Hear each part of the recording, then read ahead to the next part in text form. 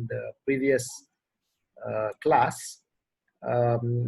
If you remember, we are giving an intro to foundations of Islamic economics, and very briefly we are covering 3 questions.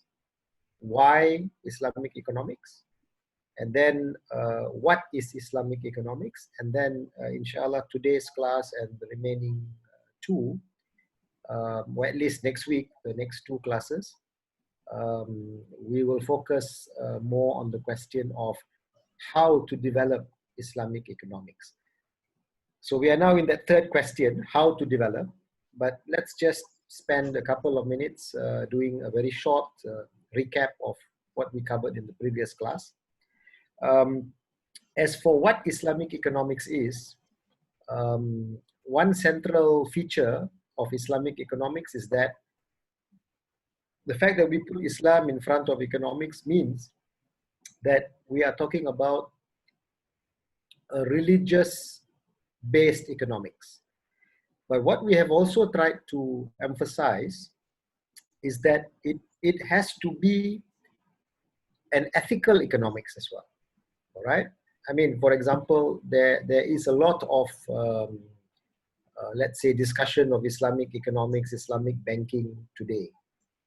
But maybe one of the reasons why there is criticism towards what we have today is because although it is based on the religion, maybe, and I'm saying this word maybe, there is too much emphasis only on the legal aspects of economics. So I want to stress that when we talk about Islamic economics, it needs to be a religion-based ethical economics, right? Secondly, we said that there should be a certain scope of Islamic economics, meaning to say, when we talk about economics, everybody knows we are talking about economics. Yeah? So for the same thing for Islamic economics, it must be clear that there is a scope of subject matter which comes under Islamic economics. And what is that subject matter? It has to deal with the human being. It has to deal with how the human being makes decisions in the areas of consumption, production, distribution.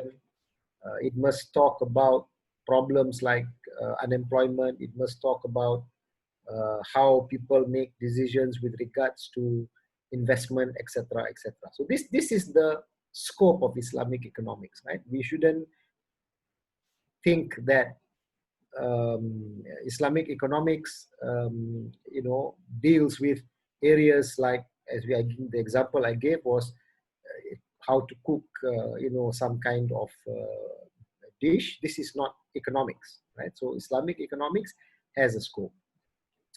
Now, since we discussed this in the first class or second class, we said that since Islamic economic worldview differs from modern economic worldview, therefore, the way we approach Islamic economics, the nature, the scope, it may not be 100% the same as modern economics.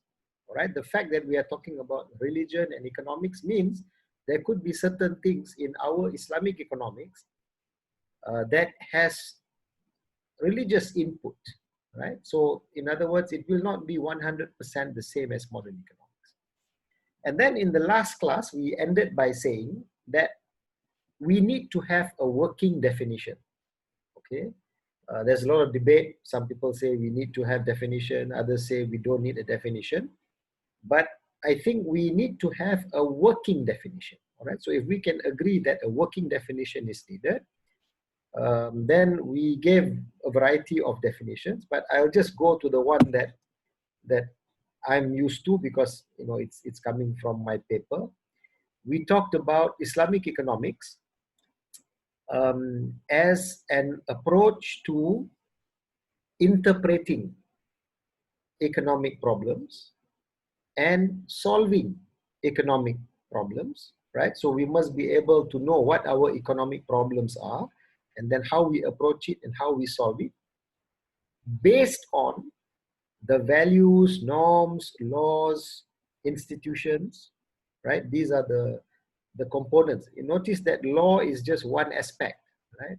So when we talk about fiqh mu'amalat. I believe in the last class there was some questions about this.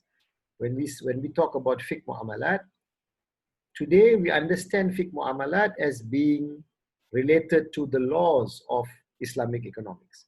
So in this definition, when we talk about Islamic economics, we're not talking only about the laws. We are talking about values. We're talking about norms. We are talking about institutions. Okay, so it's wider than just the law. So Islamic economics is the way we interpret and solve economic problems based on the values, norms, laws, and institutions found in the sources of knowledge. Sometimes you can find the values and the norms and the laws and the institutions directly from the sources of knowledge. So in the Quran, riba is haram. So immediately you know that your Islamic economics cannot talk about anything to do with riba, right? So this one you understand it directly from the Quran.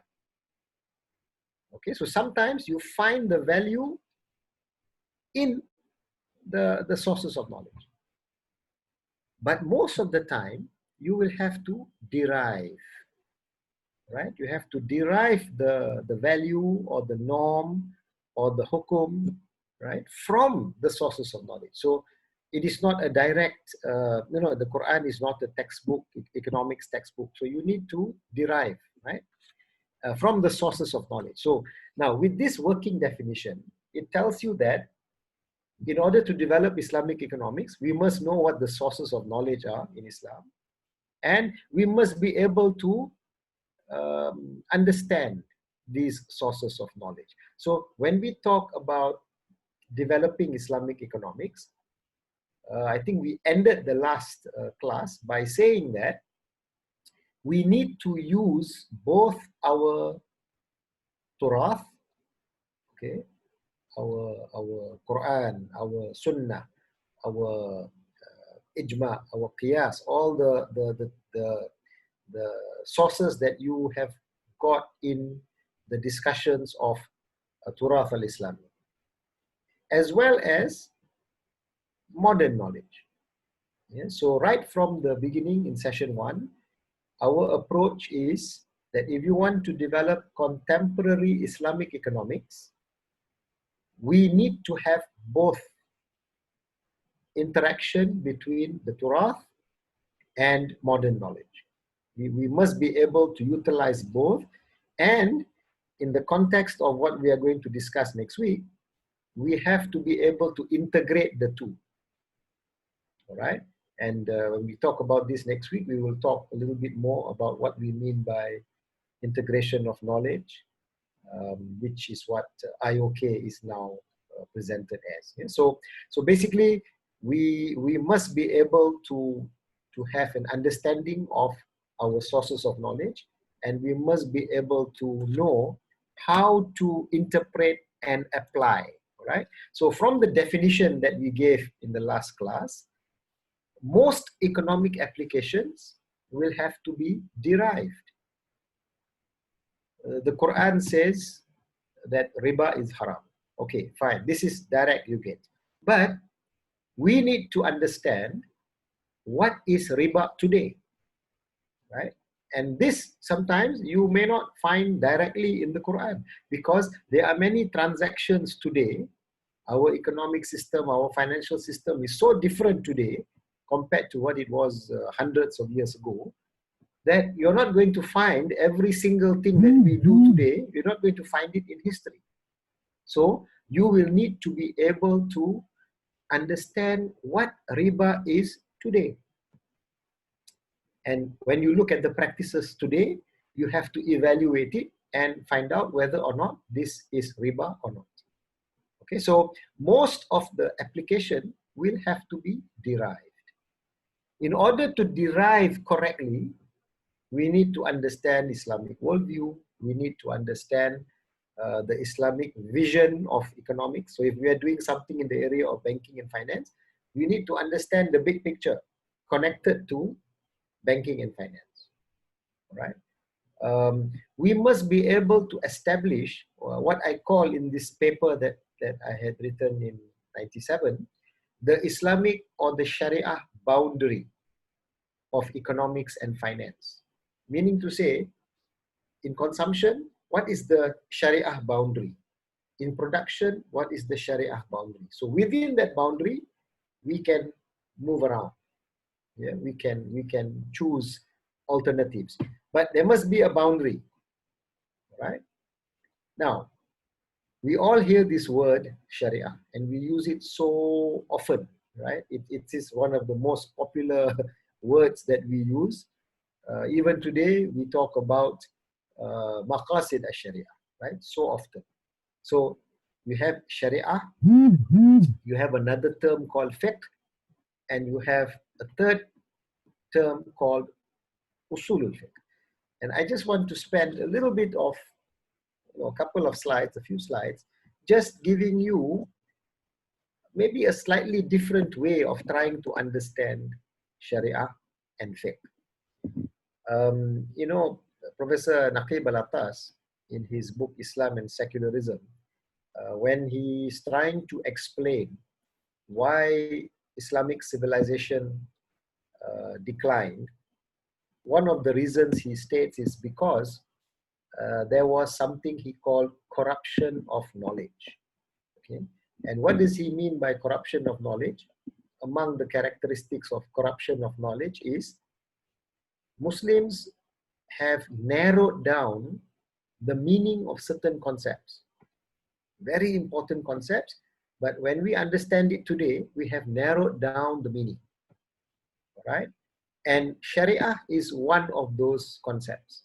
Yeah, so if I can ask, anybody here in the crowd, in the class here today, what is your understanding of Sharia?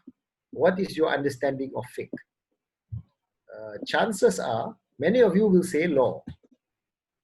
Okay, and this I have been doing this with my class for years, and many a time the common understanding of this term Sharia is law, Islamic law. So Sharia is Islamic law. Okay, and when you ask what is fiqh, they will also say Islamic law. So one of the features of our society today is that we look at everything very much from a legal perspective, right? And this, according to Professor Latas, is what he means by the corruption of knowledge. When we narrow down the meaning of Sharia to law, okay? So let's very briefly take some let's say a brief definition of what we are going to think or what we are going to present as being Sharia and fiqh, and then we connect it with usulul fiqh. When you talk about the word Sharia, literally it means the path to watering place. I'm sure in your class with our colleagues from the Islamic Review Knowledge, they would have told you this, right? The Sharia means this path to watering place. And of course, the technical meaning is the path that you follow in order to get guidance in this world. All right?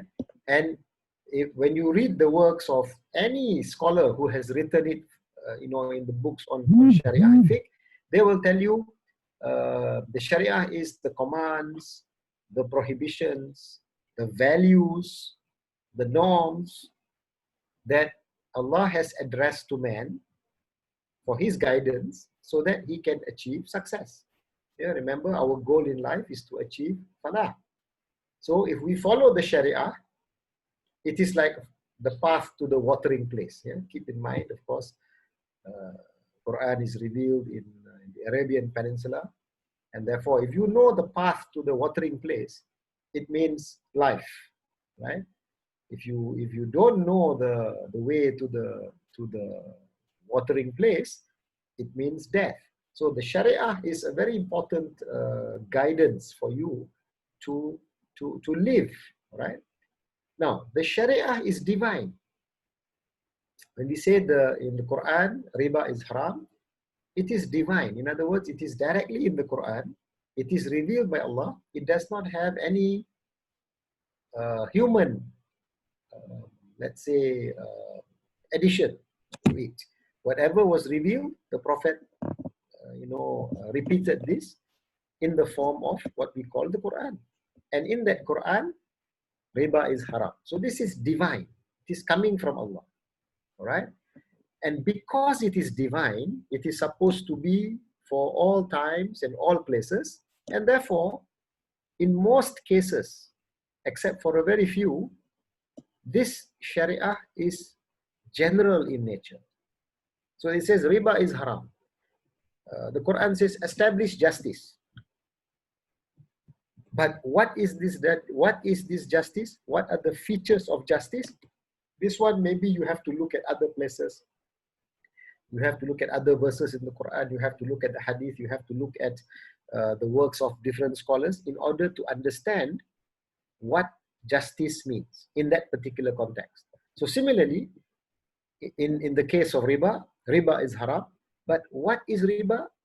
We have to look into the different features of riba, and then we have to look at our practice today. We have to see whether or not this practice exists or not. Does it have elements of riba? Okay, so the Sharia is general in nature most of the time. There are a few exceptions. For example, when you talk about the inheritance, the inheritance system, one of the areas which is very precise in the Quran, it tells you how much goes to the man, how much goes to the woman, etc. So in certain things, they are quite detailed, but for majority of items, it is general in nature. Yeah, the Quran says, Iqamus Salah. It doesn't tell you how to do this. For that, you need to go to the Sunnah, and then the scholars have developed detailed fiqh of Salah, which we follow. So Sharia, divine, it is for all human beings, for all time, and therefore it is relatively general in nature. All right? Now, in order for you to understand and apply the Sharia, you have to interpret. Okay? And this interpretation, all right, is fiqh. So the literal meaning of fiqh is understanding. What are you understanding? You are understanding the Sharia. All right? So, and this understanding of the Sharia, where you go into more details and then you apply it to different contexts and different times, this is a human effort. Right? It is a human effort. It is a product of aql. All right? Now, in order to make sure that you understand the Sharia correctly, in order to produce the fiqh, you follow certain procedures, certain rules, certain steps in order to make sure that you correctly interpret the Sharia. Now, these procedures and criteria, the knowledge of them is the knowledge of usul al-fiqh. All right? So, the knowledge of the principles and methods leading to the derivation of fiqh, this is usul al-fiqh. And this usul al-fiqh is methodology. But it is the usul of fiqh. It is the methodology of how to derive fiqh. In today's world, we understand fiqh very much to be law, right? As I mentioned just now. So when we look at Sharia, we are looking at the legal aspects of the Sharia. When we look at fiqh, how to derive the details of the legal aspect. Our focus has always been on the legal aspect. All right? Now, why I'm saying this and what I'm trying to lead to is, we want to develop economics. Okay? So we want to look into the Quran, into the Sunnah, into the secondary sources that you have, and we want to develop Islamic economics, guidance for us to practice our economic decision making. So when we want to interpret the Quran, and in this case we give example of Quran, how are we going to understand riba today, right? So we want to understand the meaning of riba, and we want to apply it to our economic understanding today. We have to be able to correctly interpret the term or the concept of riba. This will require us to follow certain rules and methodology, all right? The usul. But we want to develop economics. We are not necessarily wanting to develop the legal system. When you want to develop economics, then you need an usul to develop this economics. So in another paper, I have argued that what we need to actually understand very clearly is the usul of economics. And I use the term usul al-iqtisad. That is what we need to be able to do in order to develop Islamic economics. We need to have a methodology to develop Islamic economics. Now, can we use the methodology that we have in the various books of Usul al-Fiqh? Yes, of course. We should learn from those methodological works. But remember, those works are to develop fiqh. We want to develop economics or Islamic economics, right? And therefore, there could be certain principles, certain rules that they have in law which may not need to apply to economics, because we are dealing with social science. Okay, let me give an example to explain what I'm talking about. What am I saying? I'm saying that we can benefit from usul al-fiqh, but we may need to develop our own methodology, and we call it usul al-iqtisad. We can benefit from usul al-fiqh, but we may need to modify a little bit. Example is like this.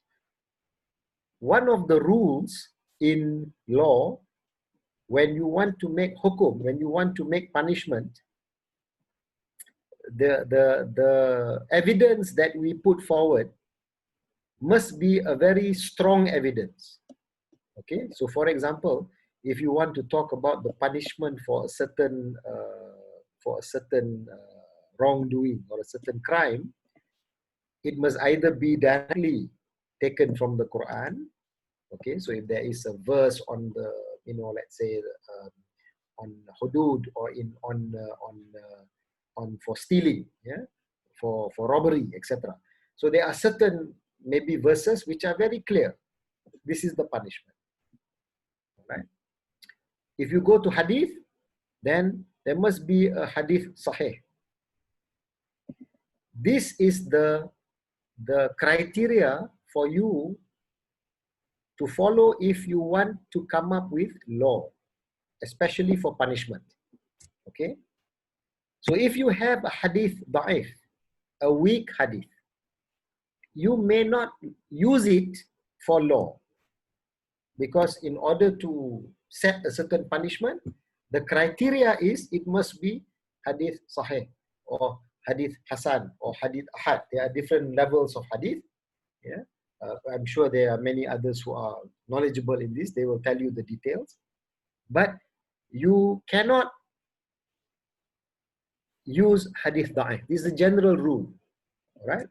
Now, in economics, I'm not saying we can use hadith da'if. I'm just saying that sometimes in the case of economics, we are not wanting to develop hukum. We are not wanting to do punishment. We are not wanting to be giving a precise decision on something. We just want to know the general behavior of the economic agent. And so there could be certain hadith which are not necessarily hadith sahih only. There could be, even in certain circumstances, hadith da'if that we may use to support our understanding of human behavior. All right, now this I know may be controversial to some of you, but I'm willing to discuss maybe in the Q&A after this. So my view is we need to develop usul al-iqtisad in order to understand the Sharia and in order to apply that Sharia when we want to develop Islamic economics. Because the Sharia is general, you need to be able to derive the value or the norm or the law that is going to be applicable in economics. You will have to follow certain rules, certain criteria, and that rules or the criteria, the knowledge of the rules is the usul of that discipline. So we benefit from usul al-fiqh, but maybe we need to develop, as was stated by Al-Marhum Mahmoud Abu Saud, maybe about 40 years ago. He wrote this book in the late 70s, this article. We need to develop a methodology for behavioral sciences in Islamic, in the Islamic world. We need a methodology for behavioral or social sciences, which is different than the methodology for law. Why? Because we are dealing with human interaction, right? So Mahmoud Abu Saud is not the only one. Many other scholars have been talking about the need to develop, a methodology to deal with social sciences or human sciences. All right. Now, maybe just a couple more points before we move to the Q&A. In order for us to also understand the Sharia, to derive correctly, and then to apply it in our detailed economic decision making, we have to also understand the maqasid al-Sharia. Okay, so this is another area maybe which makes economics different from the legal profession. Although I don't want to comment on the legal side, there are people who know more. But certainly in economics, the idea of the higher objectives of the Sharia is very important, right? For example, you don't talk about application of hudud if poverty is rampant in society, because people may be stealing food because they don't have food. So certainly understanding the higher objectives of Sharia, where we are supposed to be able to provide and to protect a person's life, to provide food, to provide shelter. This is a priority, right? So basically in economics, it's also very, very important for us when we want to correctly understand the Sharia and apply it to economic decision making, that we need to be able to also understand the maqasid of Sharia, all right? And there are many works that explain in detail what is that maqasid. So let me summarize. Yeah? So basically, from what we've said, our challenge in developing Islamic economics is how are we going to correctly understand our Turath, okay, to understand the Quran, to understand the Sunnah, to understand the works of our previous scholars in their numerous voluminous books that they have written. How are we going to correctly understand this and apply it to our current context? Okay. In Islamic scholarship, we have two sources of knowledge. We have our Torah, we have revelation, and we have modern knowledge. We need to integrate both so that we can develop Islamic economics, right? So that is the challenge. How do we correctly interpret our sources of knowledge in order to make them correctly interpret and solve our economic problems? All right. Now I want to end just with one diagram, which I hope. Sorry, this is not the one I need to share. Just give me 1 minute.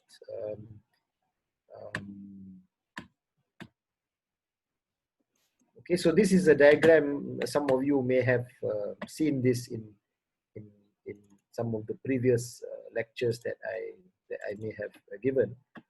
Let me just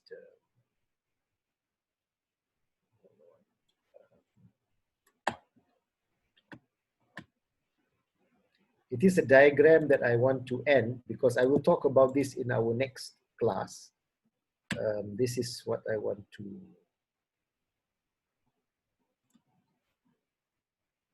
Oh, hold on. Resume share. What am I doing? Okay, are you all able to see this diagram? Okay, we want to develop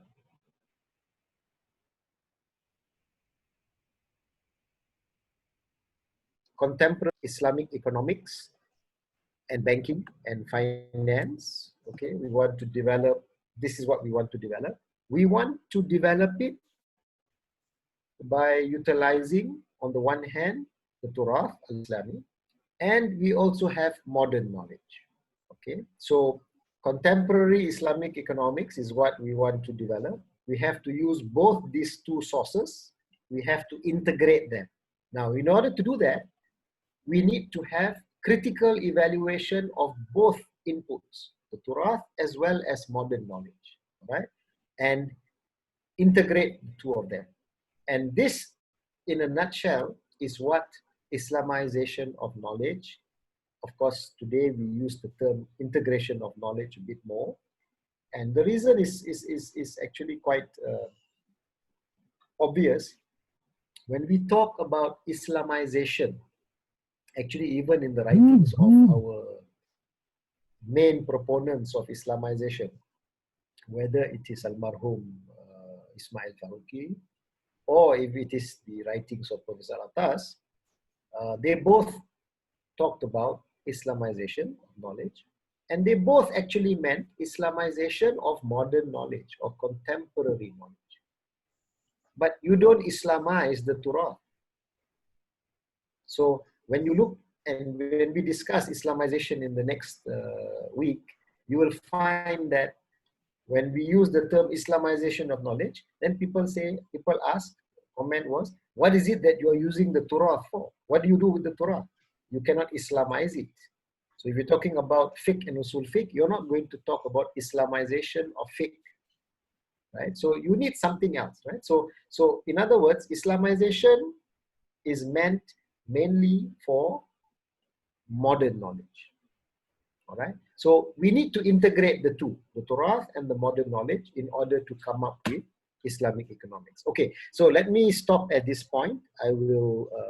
We will continue this topic next week when we talk about how to develop Islamic economics utilizing the Islamization of knowledge agenda. All right, so with that, thank you very much. Thank you so much, Prof. Okay, we take first question by Sister Iknur.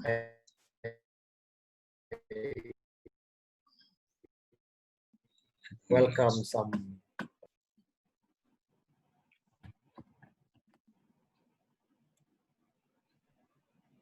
Okay, Prof. Okay, the first question, bro. Yeah, sure. Okay. Is there any example of weak hadith which used to develop Islamic iqtisad or understanding of Islamic economy? Can you mention some examples?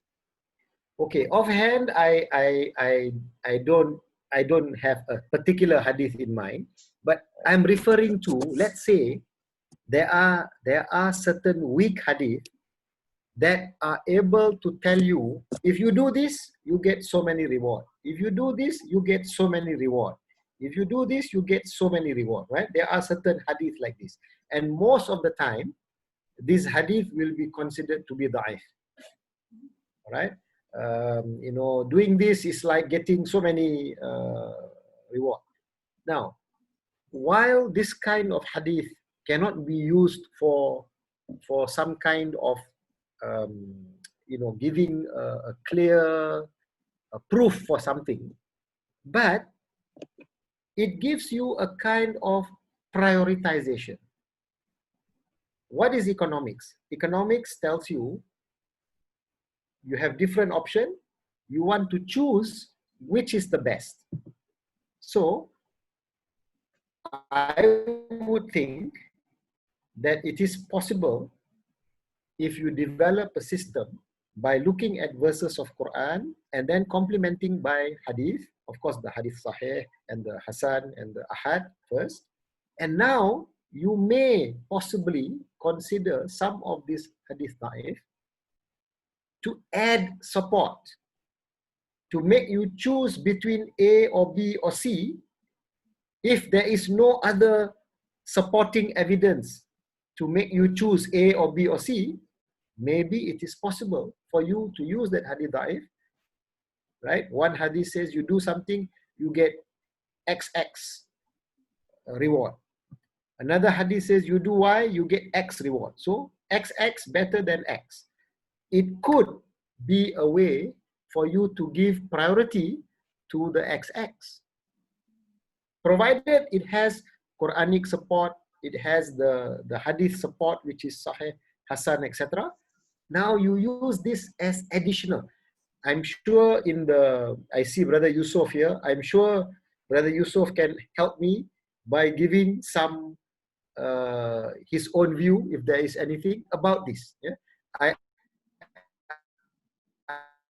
I'm not claiming to be an expert in this, but I'm just saying, if you can use this hadith da'if in these cases where it has certain evidence, but it also has certain hadith da'if. So it's giving you a way to make priority. Wallahu a'lam. Okay, from Brother Tijani, is known in 2007, financial crisis was man-made failure which dragged the world economy into bankruptcy.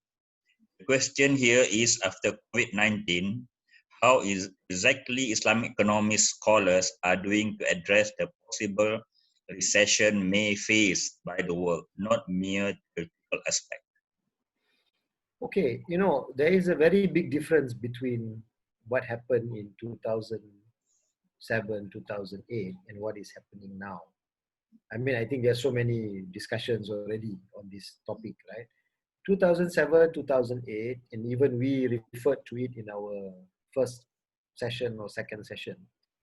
The cause was something that started in the financial sector, especially in the banking sector, all right?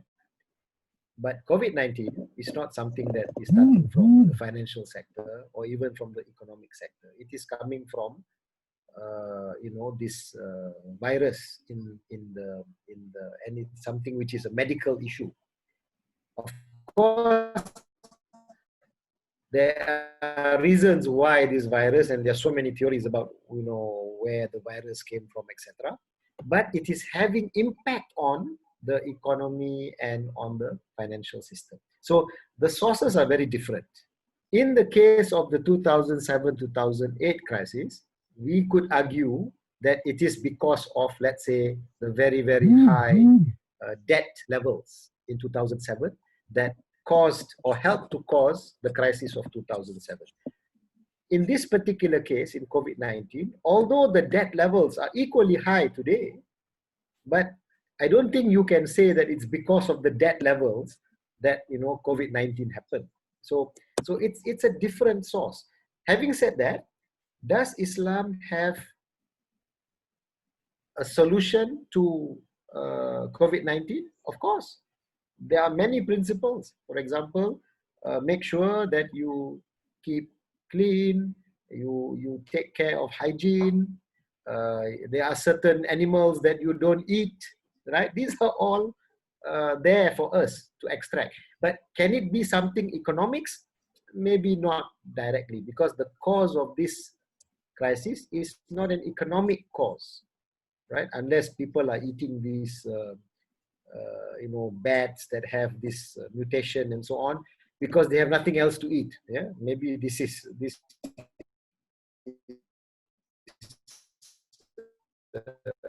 possible reason, but even that would not make it an economic crisis. Yeah? It is more a different source. So there is, but maybe it's a very different way of how we are supposed to address. Now, how do we address the recession which is caused by this COVID-19? Well, we want to restart the economy. We need to find riba-free alternatives, right? So we need to do financing. We need to finance our, for example, budget deficit. Nearly all countries having budget deficits to finance the extra spending of the government. So we need to do this without getting involved in riba. We need to do this without burdening people too much, right?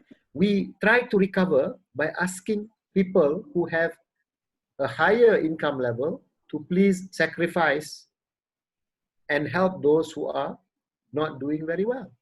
So there are ways, of course, in our Sharia that we need to derive, right, and apply on how to resolve it. Okay, we take live from Sister Hawa Bibi Khan. Sister, please. Thank you very much, Professor. The question is regarding the opportunity that COVID has presented in terms of the resurgence of Islamic economics.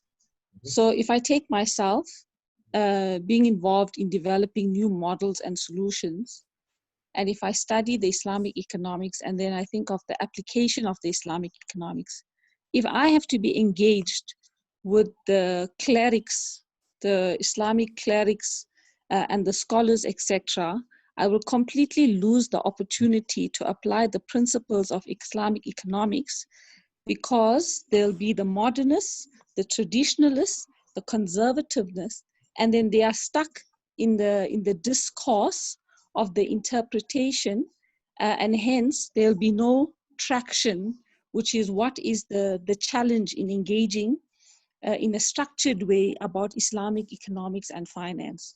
So being that as it may, what is your advice on how to move forward, knowing that this is the context and the background that we are confronted with?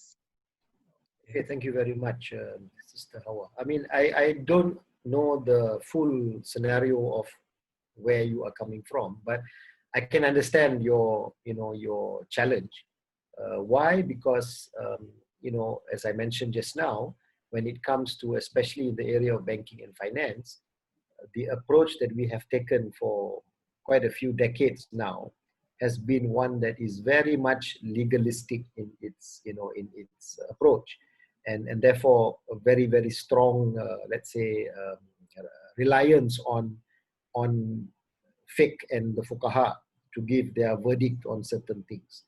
But I believe that this COVID-19 pandemic, and also for that matter, even without the COVID-19 pandemic, there has already been quite a bit of literature written in this area of ethics and economics, whether it's coming from conventional writers, Western economic thought, or within the Islamic economics scholarship.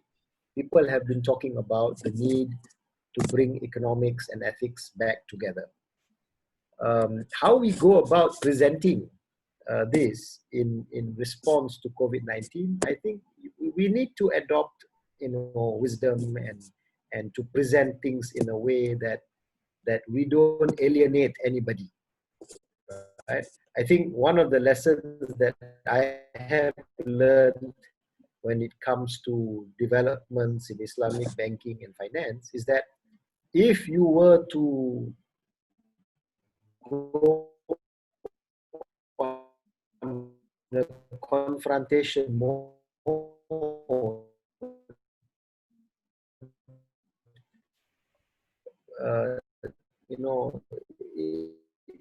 it does not benefit. People will take opposite and their views in a way that I cannot speak for everybody in this session today, you know better your own context. I mean, we have a session with Prof. Sano, I think, a few days ago, and he said the same thing, right? Somebody who is doing something in Malaysia, very difficult to give advice to somebody who is in Pakistan or in the Middle East. You need to know your own local circumstance. But whatever local circumstance, surely the argument that there is a need for an ethical or religious-based ethical economics and finance, I'm sure the people who are more, let's say, inclined to the fiqh approach, they're not going to turn it down. There's already a lot of realization. I can give Malaysia as an example. Our central bank is now talking about value-based intermediation. This is something means going beyond the legalities. Yeah? We need to look beyond the lowest denominator. Look for something more than. Look for something beyond profit. And now this rises. So I look at it as an opportunity for us to work together with them. Wallahu alam. I'm sure we will have this discussion many more times in the future.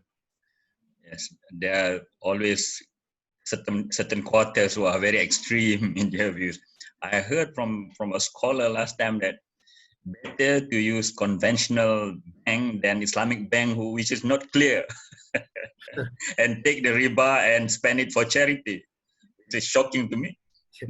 I remember in the early days of Islamic banking, we did have some of our colleagues, who used to be very angry because the charge that you would have to pay the Islamic bank would be sometimes higher than the charge that you would have to pay in a conventional bank. And they were very angry because they say this is not doing justice.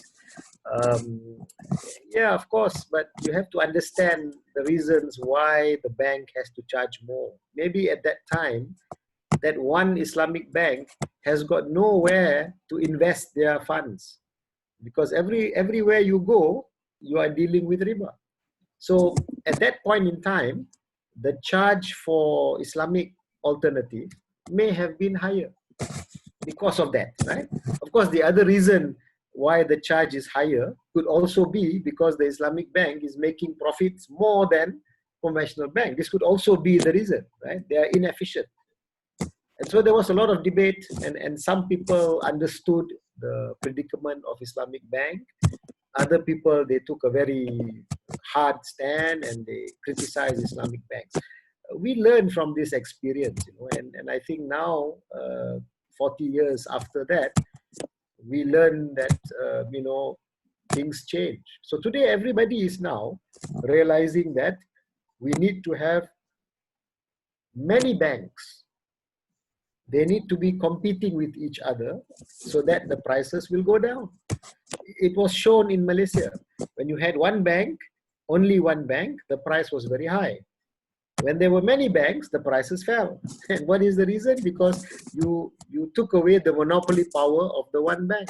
So economics can actually tell you how you can improve the efficiency of Islamic banks by having proper competition. Right? Okay, Prof. Two quick questions. One from Brother Afrad. Why do you choose the word iqtisad, usul al-iqtisad? Any particular reason? Second one, a bit complicated by Brother Samsul. How possible and applicable to utilize the modern Islamic jurisprudence theories such as double movement theory, Muhammad Abid al-Jabiri epistemologies, and al-Maghazi from Nasruddin Hamid Abu Zaid, developing Islamic economics? Maybe brief one, Prof. Okay, well, to the first question about why I choose the word usul al-iqtisad, well, economics, the Arabic term is iqtisad.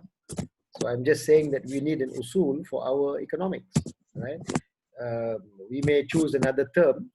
For example, even the term iqtisad, Ibn Khaldun, didn't talk about iqtisad, because at his time, there was no such specific discipline called economics. So he used the term ilm al-umran, the science of civilization. So after centuries of Ibn Khaldun, we now have more specialized disciplines, one of them called economics. And we use the term in Arabic, iqtisad. So that's the only reason. I'm just using it. But we can, we may want to develop usul al-ilm al-umran, if that is more suitable, or any other. In modern Western society, they talk about political economy. So maybe even in Islamic economics, we may not want to talk about iqtisad. We may want to talk about political economy, right? So find the term that represents political economy. The second question about the works of modern scholars, I have to say that, it is not my area. And so I wouldn't want to, give any verdict on these, scholars that you have mentioned. Although I connected with the previous comment made by Sister Hawa, you do have, people who are more traditional. You have some who are very much liberal and very flexible in their views. So depending on which scholar you are talking about, some of their views are not acceptable. They are, let's say, a very small minority, whereas you have maybe what we may call a mainstream. Yeah. Sometimes the small minority may have a very good point. This needs to be discussed and debated to see whether it can be argued and whether it can be accepted as as a mainstream view. Sometimes you may not be able to accept their view. Simple example: some small number of scholars, they don't consider interest to be riba. They use the word usury, right? Exploitative interest rates. But majority of scholars don't accept it. To them, any fixed interest rate over the capital sum is riba. So, this smaller view is not acceptable, at least by the mainstream, right? Because if you take the view that riba is usury and not interest, then you don't need to have an Islamic bank. Conventional bank, if the interest rate is market rate, this would be considered to be fair rate, right? So, but in majority, bigger majority of Muslim scholars, they don't accept this view. So we take the mainstream majority view, and maybe for other things as well. Yeah? So with regard to the 2-3 people you mentioned, well, they seem to be the more, let's say, what is the right word to use? They are very, very open in their interpretations of things, and I don't think they are necessarily accepted, by the majority view. So we may want to stick to maybe the consensus view and so on. Wallahu a'lam. Okay, Prof. The final words for tonight for this class. Okay, thank you very much to everybody. I think this is our 5th session. So what we will do in the next session, and maybe even a little bit in the final session, will be to talk more about Islamization of knowledge, or now we call integration of knowledge. How we develop Islamic economics by this, by this process of integrating knowledge derived from the Torah and knowledge derived from, the modern disciplines that we have. How we integrate the two. I think this is our big challenge that we face today. And if there is one thing that maybe a lot of people are very critical of any effort to develop Islamic economics or Islamic banking, they say, what have you done? Right? After 40 years, what do you have to show? And sometimes we have to take this very seriously, because it is true. We are having difficulty trying to develop that contemporary Islamic economics or contemporary Islamic banking that really represents, what we want to do. So this maybe, inshallah, we will try to talk a little bit more in the next week and maybe the following. Wallahu a'lam. Inshallah. Thank you so much, Prof. See you next week. And see everyone also next week and other classes. Assalamualaikum warahmatullahi wabarakatuh.